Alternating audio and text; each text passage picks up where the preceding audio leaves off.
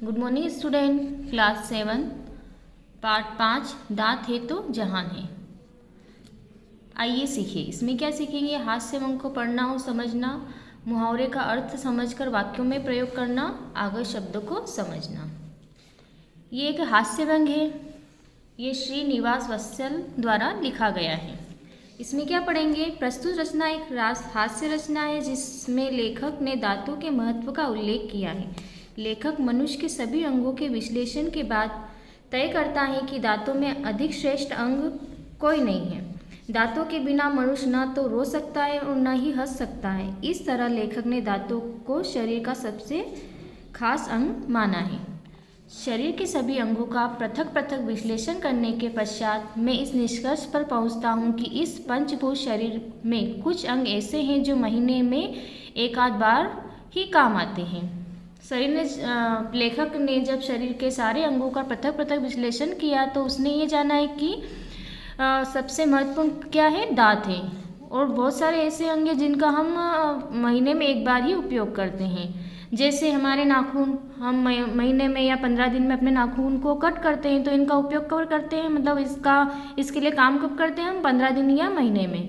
मैंने पूरे माह शरीर के प्रत्येक अंग द्वारा निष्पन्न कार्य का आंकड़ा तैयार किया और पाया कि यदि शरीर में एकाध अंक बोझ कम हो भी जाए तो कोई अंतर नहीं आएगा। यहाँ बोझ किसका बताया? अपने बालों का। अगर अपन बाल कट कर लेते हैं तो इसमें हमारे शरीर में कोई अंतर नहीं आता है, क्योंकि परमात्मा ने इसमें कुछ चीज़ें तो मात्र सजावट के लिए लगा रखी हैं। उदाहरण है बाल। हमारे बाल जो है सजावट के लिए ही है। हम तरह तरह के बाल बनाते हैं, है ना? तो ये सिर्फ सजावट के लिए हमारे शरीर पर भगवान ने दे रखा है। अब आप ही बताओ, क्या गंजे आदमी की कार्य क्षमता किसी बालों वाले से कहीं भी कम होती है? आपने देखा होगा कि गंजे आदमी जो रहता है वही कार्य करता है, जिसके सिर पे बाल रहते हैं वो भी वही कार्य करता है। मतलब कार्य क्षमता दोनों की समान होती है। फिर बाल हो या ना हो कोई विशेष अंतर तो नहीं पड़ता। इसके विपरीत कुछ अंग ऐसे हैं जिनकी आवश्यकता हर क्षण बनी रहती है, और इसके विपरीत कुछ अंग हमारे शरीर के ऐसे हैं जिनकी आवश्यकता हमें हर क्षण लगती है। लोग कहते हैं आंखें हैं तो जहान है, परंतु मेरे सर्वेक्षण में आंखों को इतना महत्व नहीं दिया जा सकता। लेखक कहता है कि लोग सारे कहते हैं कि आंखें हैं तो जहान है, हम दुनिया को देख सकते हैं, परंतु आंखों को भी लेखक ने ठुकरा दिया और बोलता है कि सबसे अच्छे तो दांत होते हैं। आंखें सिर्फ देखने के काम आती है। मैंने 2/3 उम्र इनसे काम लिया और इनसे जो जो चीज़ें या हालात देखे उन्हें देखकर इस निर्णय पर पहुंचा हूं कि अब और कुछ देखने की चाह नहीं है। मतलब ऐसे ऐसे हालात लेखक ने देखे हैं, धोखाधड़ी, लूटपाट, है ना, बहुत सारे ऐसे काम होते हैं जो नहीं, हम आँखों से नहीं देख पाते। ऐसे काम लेखक ने आँखों से देखे हैं। छल फरेब से भरी दुनिया देख ली है, शोषण देखा, अन्याय देख लिया। अब यदि 1/3 उम्र बिना कुछ देखे गुजर भी जाए तो क्या फ़र्क पड़ता है? मैं शांति प्रिय आदमी हूँ।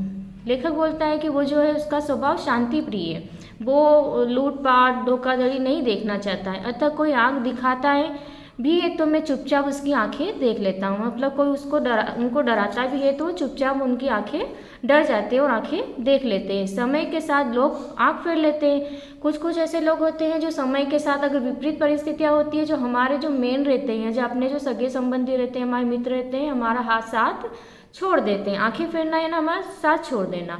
सोचता हूँ यदि आँख ना होती तो मुझे किसी की आँख क्यों देखनी पड़ती? मतलब आंखें ही नहीं होती तो ऐसा संसार देखना ही नहीं पड़ता।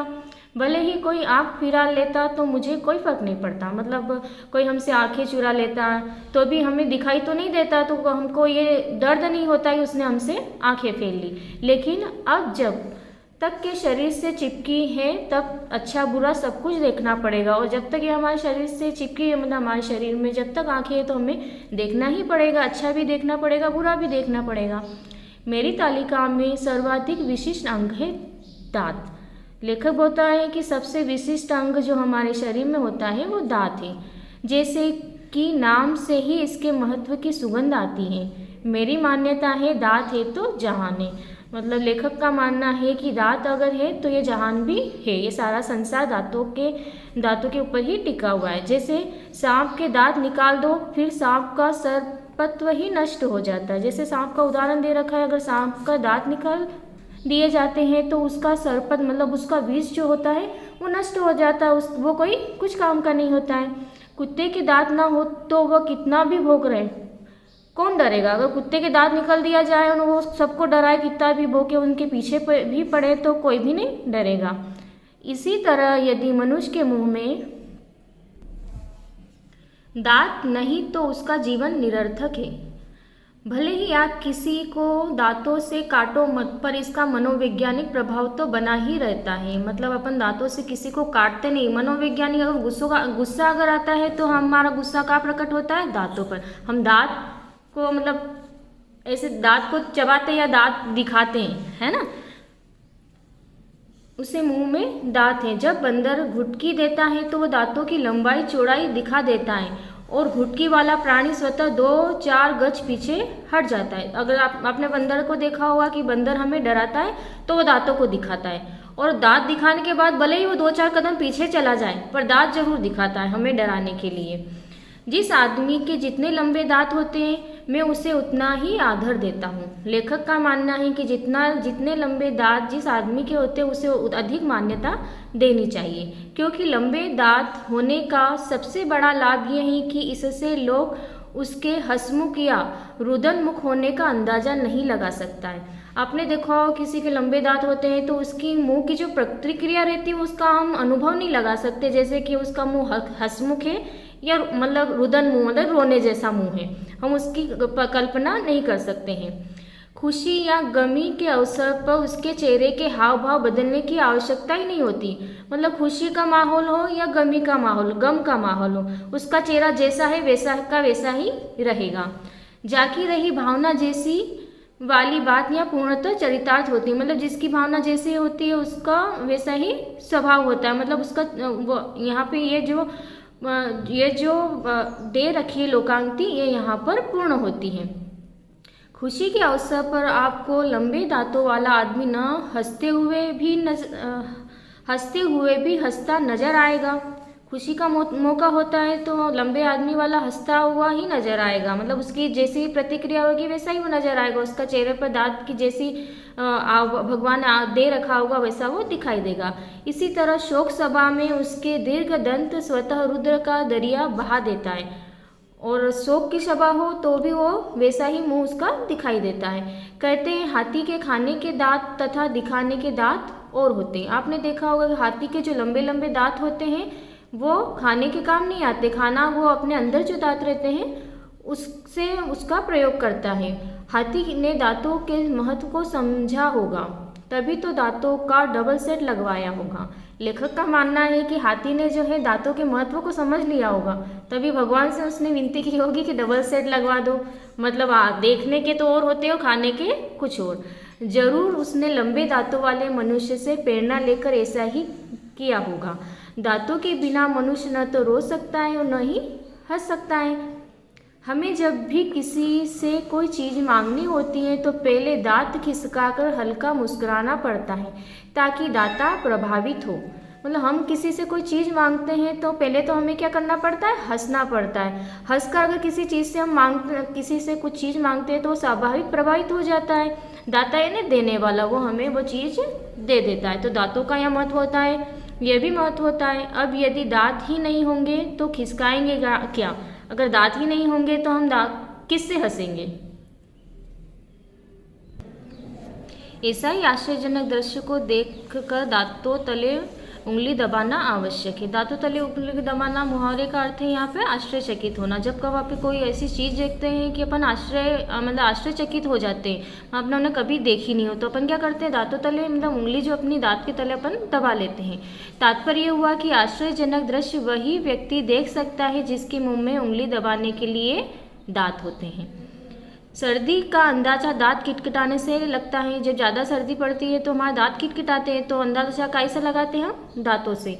शीतलहर में लोग दांत किटकिटाकर ठंड पर अपना गुस्सा झाड़ते हैं। मतलब लेखक का मानना है कि जब ठंडी हवाएं चलती है और ज़्यादा ठंड होती है तो ठंडी के ऊपर गुस्सा मनुष्य कैसे निकालता है? दांतों को दबाकर या दांत किटकिटाकर। पर जो बेचारा दंत विहीन है वो इस सुख से वंचित रह जाता है। परंतु लेखक का मानना है कि जिसके दांत नहीं हैं, तो वो सुख से वंचित हो जाता है, मतलब वो ठंड के ऊपर गुस्सा नहीं निकाल पाता है।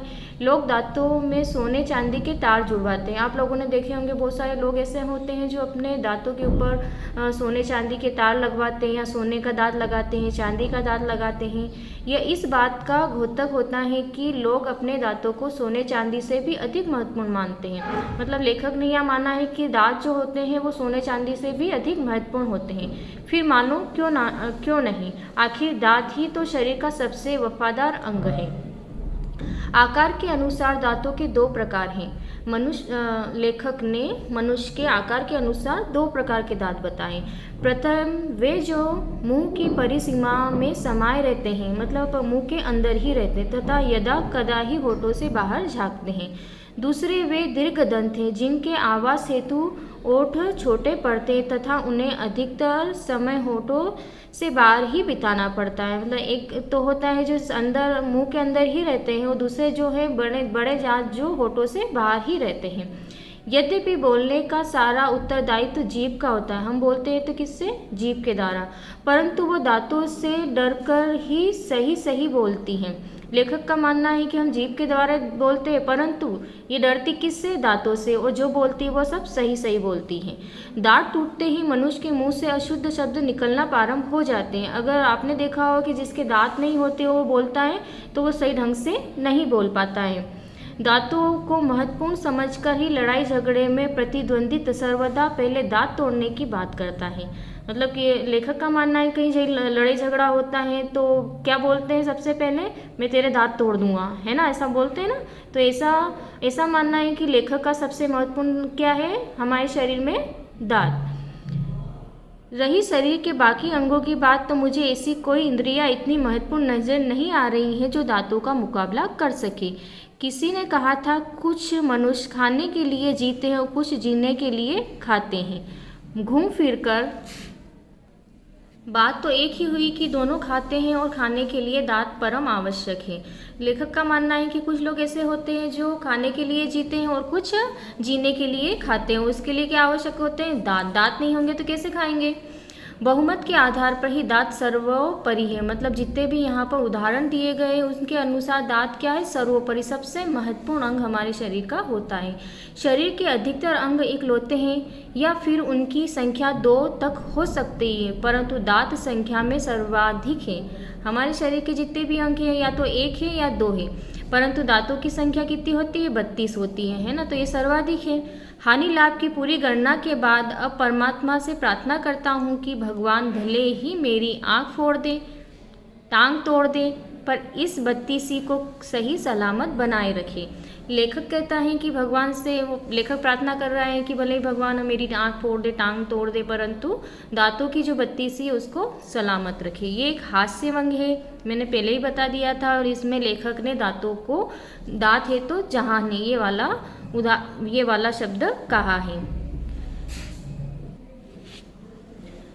शब्दार्थ, पहले जो लेसन आप लोगों को बताए गए थे उसमें शब्दार्थ मैंने नहीं बताए थे, तो आप क्या करेंगे, वो उस लेसन के भी शब्दार्थ अपनी कॉपी में नोट करेंगे। उस लेसन के शब्दार्थ भी आपको लिखना है। पंचभूत शरीर, पंचभूत शरीर यानी होता है पृथ्वी, जल, आकाश, हवा व अग्नि से बना शरीर। हमारा शरीर 5 अंगों से बना हुआ, ये सारे अंग ये होते हैं। निष्पन्न, निष्पन्न यानी होता है किया गया। विशिष्ट यानी खास। तालिका यानी सूची। एवमेव, एवमेव यानी होता है इसी तरह। निरर्थक यानी बेकार। रुदन मुख, रोता हुआ मुख। दीर्घ दंत यानी बड़े दांत वाला। स्वतः, अपने आप। दरिया, बड़ी नदी। दंत विहीन यानी बिना दांत के। प्रतिद्वंदी यानी विरोधी या प्रतिस्पर्धी। सर्वोपरि, सबसे ऊपर। अभी जो हम लोगों ने लेसन पढ़ा है इसकी वर्कशीट है, ये आपको अपनी कॉपी में नोट करना है और सही करना है, गलतियाँ नहीं लिखना है। पाठ 5, दांत है तो जहान है। श्रीनिवास वत्सल। वस्तुनिष्ठ प्रश्न, प्रश्न क्रमांक 1, सही जोड़ी। ये सही जोड़ी मैंने मिला रखी, आपको ऐसा ऐसा लिखना है। पंचभूत शरीर, गंजा आदमी, शीत लहर, दीर्घ दंत। प्रश्न क्रमांक 2, ख, दिए गए शब्दों में से उपयुक्त शब्द चुनकर रिक्त स्थानों की पूर्ति कीजिए।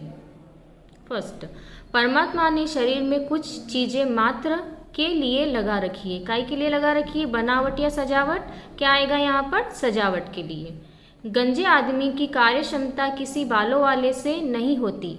क्या नहीं होती? कम या अधिक? यहाँ आएगा कम, कम नहीं होती। मेरे फिलप में आँखों को इतना महत्व नहीं दिया जा सकता। क्या आएगा यहाँ पे? निरीक्षण या सर्वेक्षण? सर्वेक्षण। मैंने छल फरेब से दुनिया देख ली। भरी या खाली? क्या आएगा यहाँ पर? भरी। लघु उत्तरी, अति लघु उत्तरी प्रश्न, सॉरी अति लघु उत्तरी प्रश्न। प्रश्न क, लेखक ने मनुष्य के अतिरिक्त किन किन प्राणियों के दांतों का उल्लेख किया है? उत्तर, लेखक ने मनुष्य के अतिरिक्त सांप और कुत्ते के दांतों का उल्लेख किया है। हमने क्या पढ़ा इसमें? सांप और कुत्ते के दांतों का भी उल्लेख पढ़ा है ना। प्रश्न क्रमांक ख, किसी से कुछ मांगने से पहले दांत दिखाना क्यों आवश्यक है? उत्तर, किसी से कुछ चीज मांगते हैं तो पहले दांत खिसकाकर हल्का मुस्कुराना पड़ता है ताकि देने वाला उनसे प्रभावित हो। प्रश्न ग, शीतलहर में लोग अपना गुस्सा कैसे झाड़ते हैं? शीतलहर में लोग दांत किटकिटाकर ठंड पर अपना गुस्सा झाड़ते हैं। प्रश्न घ, किस बात से पता चलता है कि लोग अपने दांतों को सोने चांदी से अधिक महत्व देते हैं? क्यों देते हैं? क्योंकि लोग दांतों में सोने चांदी के तार जुड़वाते हैं, इसलिए अधिक महत्व देते हैं। लघु उत्तरी प्रश्न। प्रश्न क, लेखक लंबे दांतों वाले आदमी को अधिक आदर क्यों देता है? उत्तर, लेखक लंबे दांतों वाले आदमी को इसलिए अधिक आदर देता है क्योंकि लंबे दांत होने से उस आदमी के गुस्सा होने या खुश होने का अंदाजा नहीं लगा सकते। उनके लिए जाकी रही भावना जैसी वाली बात या पूर्णता चरितार्थ हो जाती है। प्रश्न ख, लेखक ने आकार के अनुसार दांतों के कितने प्रकार बतलाए हैं? उत्तर, आकार के अनुसार दांतों के 2 प्रकार हैं। पहले वे जो मुंह की परिसीमा में रहते हैं तथा दूसरे वे दीर्घदंत हैं जिनके आवास के लिए ओठ छोटे पड़ते हैं तथा उन्हें ज़्यादातर समय होठों से बाहर बिताना पड़ता है, मतलब लंबे दांत वाला और छोटे दांत वाला। प्रश्न ग, लेखक ने बालों को सजावट की चीज कहा है। इस कथन से आप कितने सहमत हैं? उत्तर, लेखक ने बालों को सजावट की चीज कहा है क्योंकि इनके होने या होने से कोई मानसिक तथा शारीरिक ताकत पर फर्क नहीं पड़ता है। अतः लेखक का कथन बिल्कुल सही है। क्योंकि कैसे सही है? क्योंकि अगर हमारे बाल काट दिए जाते हैं तो भी हमारी ताकत में कोई फर्क नहीं होता। हमारे सिर पर बाल होते हैं तो भी हमारी ताकत में कोई फर्क नहीं पड़ता है। प्रश्न घ, लेखक के अनुसार आंखों का महत्व कम क्यों है? उत्तर, लेखक ने छल फरेब से भरी दुनिया, शोषण, अन्याय आदि स्वयं अपनी आंखों से देखे हैं, लेकिन कुछ कर नहीं सका क्योंकि आंख दिखाता है तो वह चुपचाप उसकी आंख देख लेता है। लेखक सोचता है कि यदि आंख ना होती तो उससे किसी की आंखें क्यों देखनी पड़ती, इसलिए लेखक के अनुसार आंखों का महत्व अधिक नहीं है। प्रश्न ण, लेखक परमात्मा से क्या प्रार्थना करता है? लेखक हानि लाभ की पूरी गणना के बाद अब लेखक परमात्मा से प्रार्थना करता है कि भले ही वह उसकी आंख फोड़ दे, टांग तोड़ दे, पर इस 32 को सही सलामत बनाए रखे। अगले क्वेश्चन, भाषा की बात यानी व्याकरण वाले क्वेश्चन। प्रश्न क्रमांक 1, निम्नलिखित शब्दों का शुद्ध उच्चारण कीजिए। ये शब्द जो दे रखे हैं इनका शुद्ध उच्चारण आप लोगों को करना है, मतलब स्वयं करना है। पंचभूत, सर्वाधिक, विशिष्ट, प्रतिद्वंदी, परमात्मा। प्रश्न क्रमांक 5, निम्नलिखित शब्दों की शुद्ध वर्तनी लिखिए। कुछ शब्द ऐसे दे रखे हैं जिनकी वर्तनी अशुद्ध है, उनको हमें शुद्ध करना है। अशुद्ध वर्तनी, शुद्ध वर्तनी। यद्यपि नहीं होता, यद्यपि होता है। भोंकना नहीं होता है, भोंकना होता है। किटकिटाना में दोनों मात्रा जो रहती है वो छोटी लगती है, किटकिटाना होता है। बत्तीसी में दोनों मात्रा जो रहती है वह बड़ी लगती है। निष्पन्न नहीं होता, निष्पन्न होता है। प्रश्न क्रमांक 6, पाठ में आए इन मुहावरों के अर्थ लिखकर वाक्यों में प्रयोग कीजिए। पाठ में जो मुहावरे आए हैं ये सारे, इनके हमें वाक्यों में प्रयोग करना है और अर्थ भी लिखना है। आंखें फेरना, आंखें फेरने का अर्थ होता है समय पर साथ छोड़ना। वाक्यों में प्रयोग, मैंने सुधीर से पैसे क्या मांग लिए, उसने तो आंखें ही फेर ली। अगला है आंखें दिखाना, आंखें दिखाना का अर्थ होता है क्रोध करना। वाक्यों में प्रयोग, हमारे अध्यापक तो आंखें दिखा कर ही हमें डरा देते हैं। अगला है दांत खिसकाना, दांत खिसकाना का अर्थ क्या होता है, मुस्कुराना। वाक्यों में प्रयोग, दोस्तों अब दांत भी खिसकाओ, बहुत देर हो गई। अगला मुहावरा है दांतों तले उंगली दबाना, इसका अर्थ होता है आश्चर्यचकित होना। वाक्यों में प्रयोग, बड़े हाथी को देखकर सभी आश्चर्यचकित हो गए। अगला मुहावरा दे रखा है दांत तोड़ना, दांत तोड़ना यानी पिटाई करना। वाक्यों में प्रयोग, और अधिक फालतू बोला तो दांत तोड़ दूंगा। प्रश्न क्रमांक 7, हाथी के दांत खाने के और दिखाने के और कहावत का प्रयोग करते हुए एक वाक्य बनाइए। उत्तर, तुम्हारे बेटे ने सारे साल परीक्षा की तैयारी की किंतु वह फेल हो गया। सही कहते हैं, हाथी के दांत खाने के और दिखाने के और होते हैं। अगला क्वेश्चन है 8, इस पाठ में आए डबल सेट शब्द अंग्रेजी भाषा का है जिसे हिंदी में जो का त्यों प्रयोग किए जाते हैं। हिंदी में प्रयोग किए जाने वाले अंग्रेजी 5 शब्द लिखिए। डबल सेट जो हम हिंदी में प्रयोग करते हैं और इंग्लिश में भी प्रयोग करते हैं, ऐसे हमें 5 शब्द और लिखना है जो हिंदी में भी प्रयोग किए जाते हैं और अंग्रेजी में भी प्रयोग किए जाते हैं। उत्तर, हिंदी में प्रयोग किए जाने वाले अंग्रेजी 5 शब्द।